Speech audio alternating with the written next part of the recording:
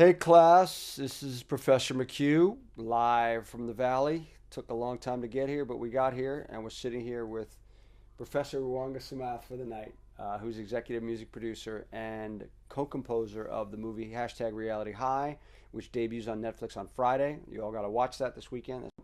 Rue did 32 songs for this movie as well as co-scoring it, and he was a great collaborator to work with. And I just want to get into the process of how important it is to work with good collaborators that really can step up and become part of the fabric. So, how are you today, Rue? I'm great. Thank you for having me. Welcome aboard. I'm excited to talk to you guys. Anyway, so we're talking about Hashtag Reality High, which again comes out September 8th on Netflix, directed by Fernando Labrija and produced by Mark Ardesky and Jane Fleming. I be the music supervisor, he be the executive music producer and co-composer. So talk about your experiences. First of all, let's go backstory. Talk about where you came from and how'd you get into this line of work. Yeah. Okay. I'm from Sri Lanka, born and raised. Came here 1998. And my mom was a pop star back home, so I kind of grew up around music. Went to shows with her in the studio, all that.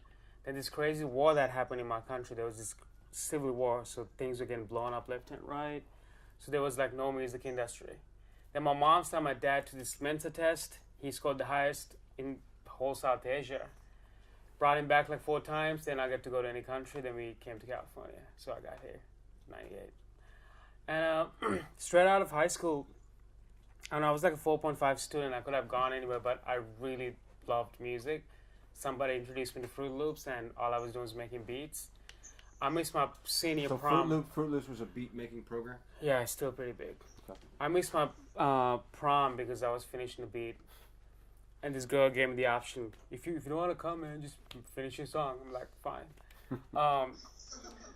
So I was really obsessed with it, and my parents saw that, and I was able to like do music, and I was just full-time. I just dove head on. And I think I met him. So you went to the college of making beats? Yeah. Pretty much. Then one of my older mentors introduced me to him at Jive, like 12 years ago now. Yeah, I was working for Jive Records. I was doing, as we know, I did produce movies there and in-house music supervise and acted as an agent for our stars trying to get places in movies and film and TV and produce soundtracks. So Rue came in my office, and he was this young kid, and a guy from a magazine that we dealt with in the music business brought him in, and seemed like a good kid. And then what happened? Then he was ignoring me for 6 months. I don't remember that part, but he says, yeah, okay.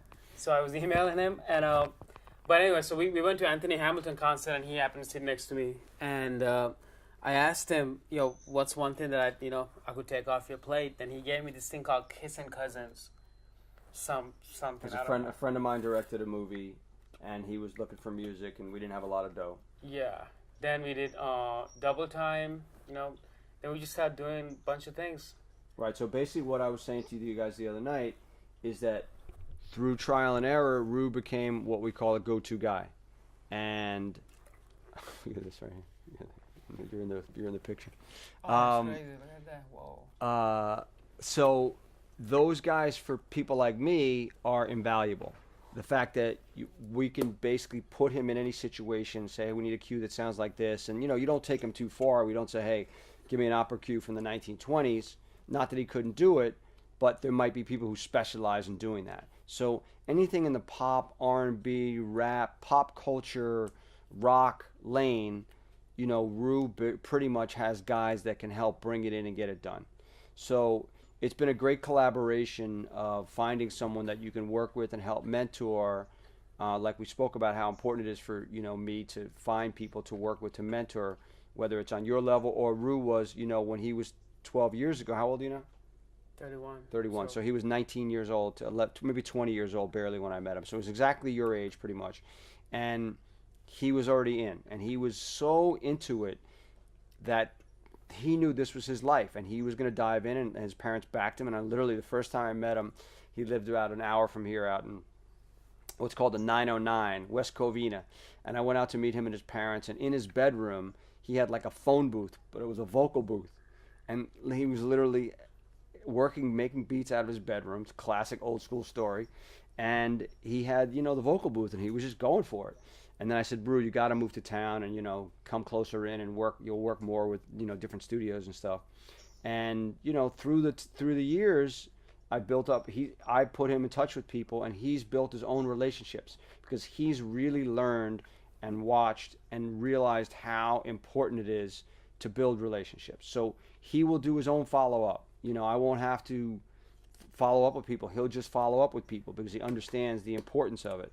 So, for example, one of our favorite stories is a friend of mine runs the music at Universal, and another friend is his right hand, and she happened to call me up one day and said, "Hey, I just had a thing fall out for the Fast and Furious 5. I need an end title song like immediately."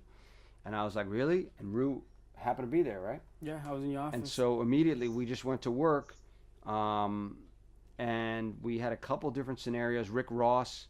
I was working at Island Def Jam then, maybe? I was working at Island Def Jam, so I went to Rick Ross because they wanted Rick Ross, and Rick Ross can be problematic. And so we could not deliver Rick Ross for the money that they wanted to spend and the time they needed it in. Because remember, there's those two things that you got to have, time and money, right? And sometimes you can get one, but you can't get both. And, no film is going to wait. A film of that size is certainly not going to wait for any artist. They just got to keep moving because they have their dates, and they've already said when this film's coming out. Marketing has got their marketing materials out there, trailers, TV spots, posters. Nobody's waiting for a song. So we ended up creating, it was a remix. Explain what it was exactly. Yeah, they wanted to use this hook called A hook. Everybody know what a hook is? Chorus, right? Equals hook. Another term to remember. I think they all know that. Okay. So they wanted to use this hook and make a beat around it, and we did. Kind of did it overnight, and kind of went with the first thing we created, really. Yeah, and it was, who was on the record? It ended up being. Well, basically what happened was I remember you pitching to Rachel, and you're like, you got to give my boy a try, but she kind of like put it to the side, and she was just kind of, but what about Ludacris? What about this? What about Rodney Jerkins? So she was just like really trying to go for the thing. Right. Just to like shut him off. She's like, okay, fine. Like I'll send him the chorus, whatever files, give him the address, and she did. And that night, I went and like recreated this beat and kind of got it down and sent it to him, and he said it was cool. We sent it in, and like 2 days later, there was this massive chain of emails basically saying like they all dig it, the director dug it, and then I remember being on a conference call, and they didn't know I was on it. They were just like talking about the song that I created. I was really excited. And then I went to my friend Chris Lighty, God rest his soul, and he managed Busta Rhymes at the time, and they were looking for somebody to replace Rick Ross, and he delivered Busta Rhymes. So was Busta Rhymes Don Omar? Yeah. Who's in the new movie, by the way? I saw the new movie the other night. Which one? He's Don Omar's in the new Fast 8. Yeah, I mean, it's just The Rock. That was the first time The Rock made an appearance in it. That's right. So but anyway, so that was a big one for Rue, and then maybe after that, they had a movie called Ted. Anybody ever seen Ted? And one of the best scenes in the movie, where there's an out-and-out wild party where, what is his name? Wahlberg. What is it? Mark Wahlberg. Right, but what the character's name is. They're doing Blow with Buck Rogers. And there's just a total party out of bounds. And Rue's song, which is called Soldier, plays in that scene. And it's just like a reggae-tinged, super party record. But, so those, you get placements like that, and then all of a sudden people start to take notice of you. So, he's had placements in how many movies by now? I think, I don't know, about 30. About 30 different things. So, he's developed theme songs through other people that, I put him in touch with some people, but he's met his own people and he's got his own things. But the reality of it is when you're talented, it rises to the top. So again, he's young and he's got a long way to go as far as getting to that top of the heap. But he always thought he just wanted to do nothing but record artists. But once he started creating for film and TV, he realized that there was, a whole nother lane there. And, talk about that realization, because I remember when we first talked about it, you're like, no, I'm not into that film and TV stuff. When did you realize that, you used to be like, I only want to do artists. I don't want to do film and TV. But then as you got into it, you loved the challenges of it, right? Yeah, I think what happened was throughout my tour, I still work extremely crazy hard. So I had such a big library. Initially, I realized I had a song for almost any scene. Because by the time I left my parents out, by the time I turned 20, I had like 3,000 tracks. So I was just like working like an animal. Even now, like I have so many songs. I have thousands of songs, and I work every day. Like create. So I realized like I have songs for almost any scene. At least ones that he put me in front of. Like Ted, for example, I was walking through the office, and they asked me if I have any songs, and I gave them a like a flash drive that was in my pocket. That's how I got that placement. So I realized, oh, this is actually cool. All my songs could have a home. Then I started diving more into it. Then I actually started enjoying the process of creating something to the picture. Understanding the story, working with the director, executing their vision. How to make a story more authentic by placing the right song. So I kind of like start understanding the gritty part of it, like really understanding the whole process of storytelling through music, and that's when I kind of like start digging it.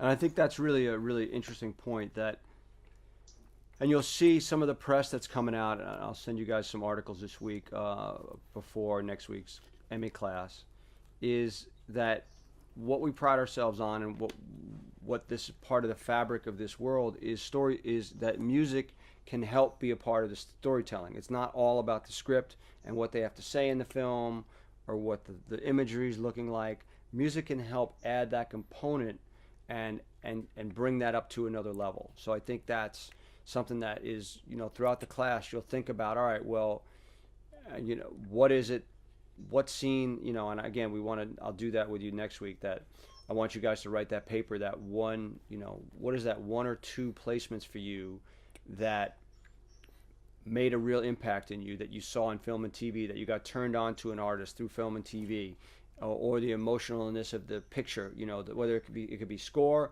or it could be a song. But I forgot to get that from you last week, but I'd like to get that next week. So, like I said, Ru is not just a film and TV guy. He's a producer. He produces any kind of stuff for any kind of people that are interesting to him to work with, and vice versa.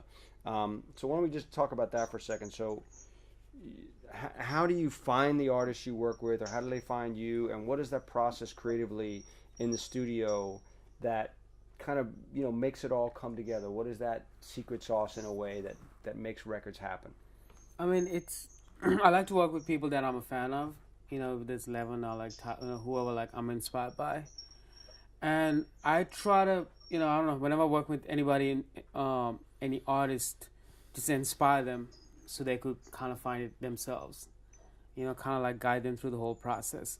Usually when artists come here, I usually have the beat down or something, but lately, we've been writing from scratch, which works. Really, I gotta read the room and kind of vibe it out and see.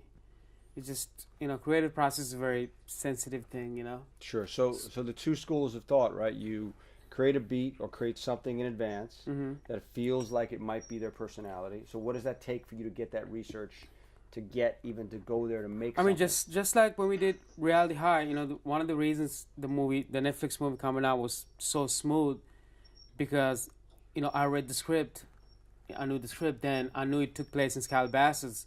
My dad works in Calabasas, and I got his employees' kids to send me playlists, so I knew exactly what they were listening to. I think the more research and more in-depth you could go, it's better.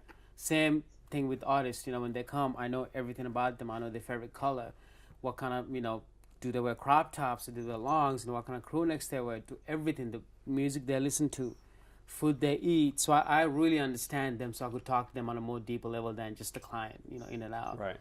So that's kind of an interesting thing for you guys to really, we talked about it, like there's never a meeting you should go into where you don't research, right? With the internet, if you can get somebody's name, you can find out what they look like, what they have for breakfast. You know, you can find out anything about them. So the ignorance is not bliss, right? If you don't do the research like Rue does, and you know, whether it's you have a conversation or you just find out about them, the most important thing for you guys is to be able to find a connection, like we talked about last week. You know, Professor Simpson, he happened to be a tennis player. I was a tennis player, so we sneak out at Grammy meetings, and we built up a relationship through tennis. And when this program came up, he called me, right? Because that one thing we had in common led to something more, to be able to work together. So what Rue does is that intense research to be able to get deep with people.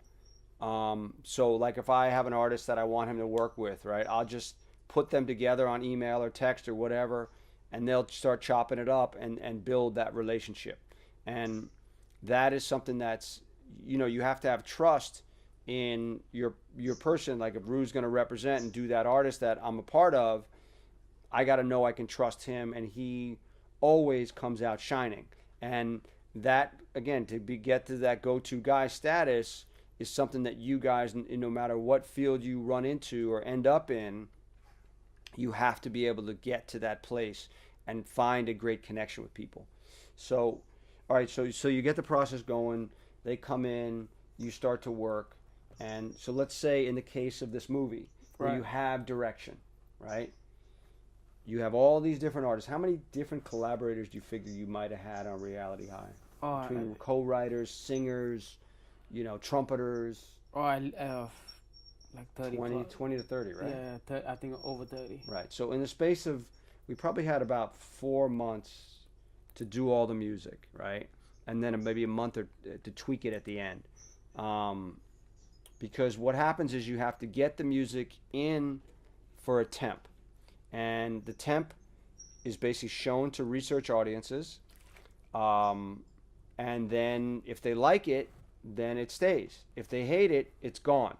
So we had an interesting situation. I'll just tell you a funny story. So the writers of the film were mixed. The woman actually plays the gym teacher who does one of our favorite scenes, the drop and get low, which is a routine for the cheerleaders in the movie. You'll see it. And she goes against the principal's wishes because it's kind of a sexy number. And he ends up pulling the plug on it. But in Drop and Get Low was the first record that Rue had to deliver. And so if Rue delivered Well, that's the record that got me the project, I feel like. Yeah, that's what I'm saying. So in other words, there's most time things are done in post-production, right? The movie's done, you put music to picture.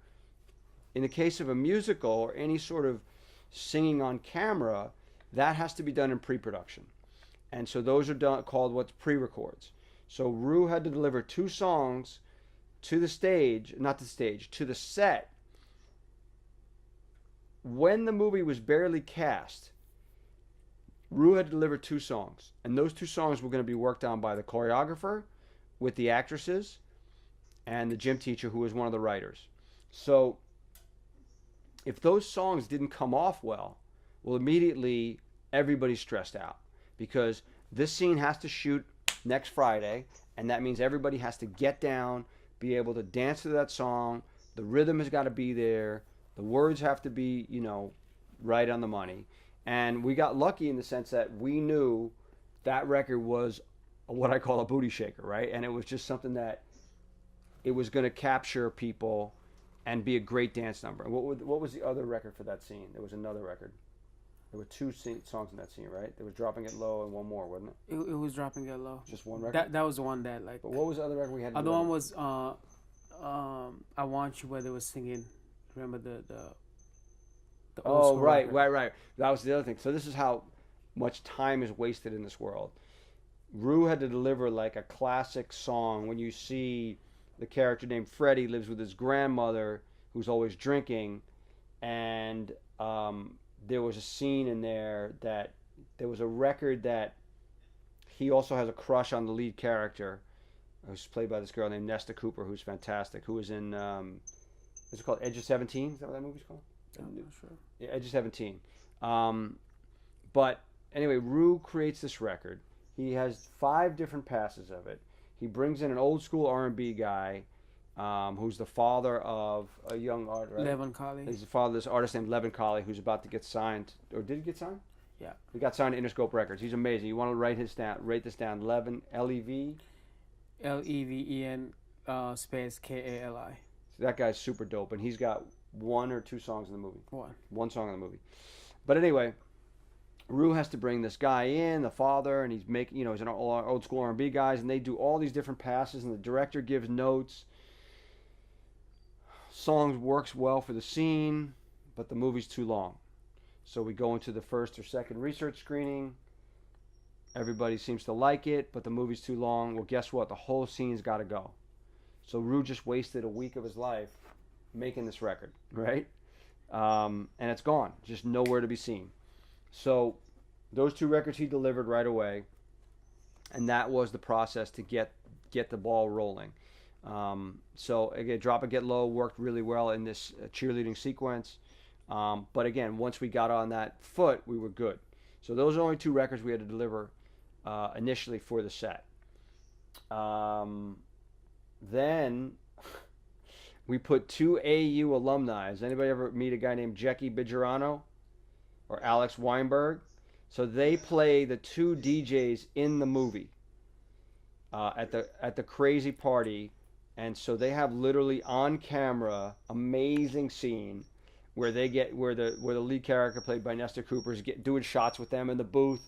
So anyway, so they so we cast them, so we had to have them for production on the set also. So they got in the movie, and funny how it works. We wanted one of their songs to be played while they were DJing, but after probably 3 or 4 different versions, different songs, nothing worked. They had Temp Love for something that was in there originally, and we couldn't get it out. Finally, we got it out, but it was replaced by another song, not one of theirs. So we did slip one of their other songs in the movie just to get their song in for them. But so that's the process of production, right? You have to get those things done, and then you get rolling. So once we get done, then you take it from there. What happened next? I mean, even through that, you gotta realize, directors in the middle of shooting are extremely stressed. So you cannot take anything personally, and you got to be the guy who's really calm. But me and the director, we got really cool, we got really tight, and when the thing was done filming, we just went in, and him and I, we were in the room just chipping away at it. Yeah, and it's funny because in retrospect, I never, on that movie I was telling you about on Sundown, the director and I never went out. Like, we never went to a show together. We never went to dinner. We would just always meet and work, and didn't really build up that thing. And so on this movie, I said, look, we're gonna bring him up to the studio where we are right now, sit in this chair, and Rue's gonna vibe him out and play him all this great music. I think what happened was the day he came, LA has crazy traffic like today. You were 30 minutes late, and usually he's always late, but he was early. So I had about 45 minutes just to talk to him and get to know him. We didn't want to start the meeting without you. So I think that was the best thing that happened, because we were able to connect. I knew how he started, his family, his favorite food. So at some point, now he's like my boy. He texts me all the time. We talk about boxing. So we kind of had that vibe in the whole movie, and it was fun, man. It was just really a fun time. There were times where it was Friday and they needed a song by Monday, and I had to coordinate people from England, from Jamaica to this, put it all together. I mean, it got crazy at times, but I felt like I was able to communicate really well with him. So it was just I was able to deal with each and every one of them. Yeah, and so the other thing was, he is an EDM guy, right? He didn't know who Kendrick was, right? He didn't know who Kendrick was, right?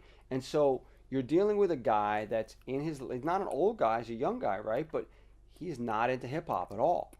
And we knew this movie would have a predominance of hip hop and pop, and he doesn't really like pop, but he likes EDM pop. He loves Calvin Harris. Like, if you see in the film, there's a reference to Calvin Harris in the film, and there was a reference in the last film to Calvin Harris, which I had to have him almost cut. But so basically, as we did the temp, I remember at Sundance, back to the writers, where I brought that up, I saw the writers at Sundance, and we had just had a preview screening a couple days before, and they were like, yeah, so they didn't want to be assholes about it, but like they basically told me they're not feeling the music, and I said, well, I agree, but it's early yet. We're gonna have to wait till the director gets beat down by other people saying that this music's not working, because that's his crutch, right? He knows the EDM, he loves the EDM, and kids listen to plenty of EDM. So we basically whittled it down to there's a couple EDM cues in the big pool party scene, and we did a Free Slice. Jackie and his partner Alex did a remix of a song that Rue had produced called Cold Blooded. That has the opening scene, the opening part of the pool party, which you'll see. And then there's a couple other EDM records in there that we licensed from other people that we gave him that, and we didn't fight for that territory, right? Because that's the other thing you got to do with directors. You got to give them their stuff. And I think with any creative person in general, if you're like even an agent working with a composer, you kind of with the creative people, you need to make them feel like they're heard. Even though he's a director musically, you want to make sure that he's heard. Yeah, we couldn't ride shotgun on him. No. Like you want some medium, we gotta give him some medium, and like majority make it like like dirty hip hop. Right. So what Rue was really good with was he would take his notes and he would do it.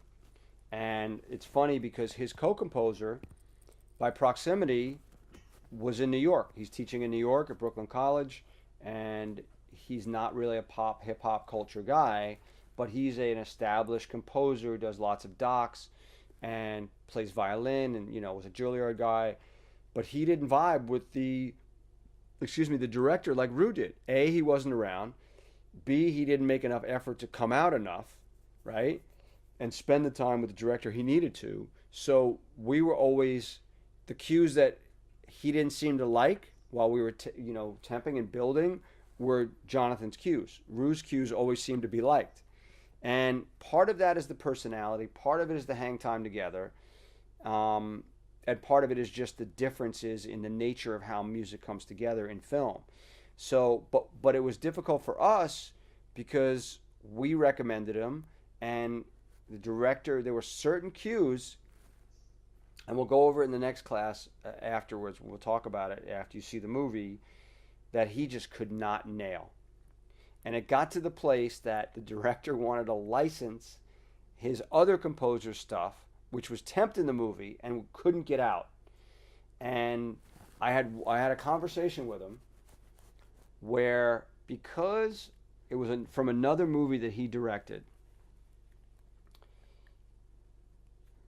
I said to him, Fernando, you're going to have to get paid if this cue stays in the movie and we license it. You're going to have to get paid, and your name's going to go on the cue sheet because you own a piece of this cue.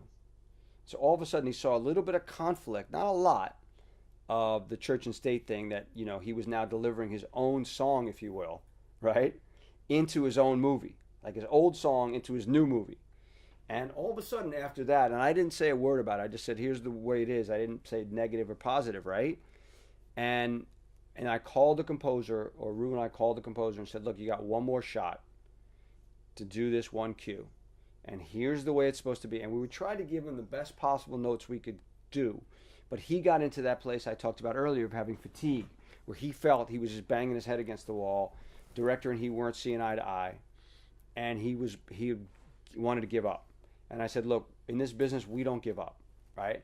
If you want to keep working this business, you got to keep pounding and keep saying, yeah, when they smack you in the face, you say, yes, sir, can I have another? You know what I mean? And so he delivered another cue, and Fernando called me. He goes, okay, we're going to go with this other cue. It works. And I was like, what? And he's like, yeah, we're good. We're done. And it was also the last cue in the movie. So everybody's trying to get done. Everybody's trying to deliver the movie. And this cue is holding us up. So we're prepared to go license this old cue from his old composer, his other composer. And so it was, difficult for us because it was that extra added stuff that was taken away from our positive creative process. Right. So, you have to balance the, the negatives and the positives, and that was just one of those things that we had to get through. And you talk about that process for you as a co-composer. Yeah, I mean, anything you do, you just gotta be, you gotta relate to people. I feel like, that's just like more than talent. Anything, I really truly believe that in this line of work, like you have to be able to connect with people instantly, and they have to like you. With me and Fernando, at some point we were having coffee, we were just joking around, we were getting enchiladas together. So it was a positive vibe. You have to, even with artists that come here, not just this movie, even with him and I, me and his son, you just gotta, like, I don't know, have that bond with people so they could actually, everything's positive. Even when they don't, something might not work for you, they will like give you, they will take the extra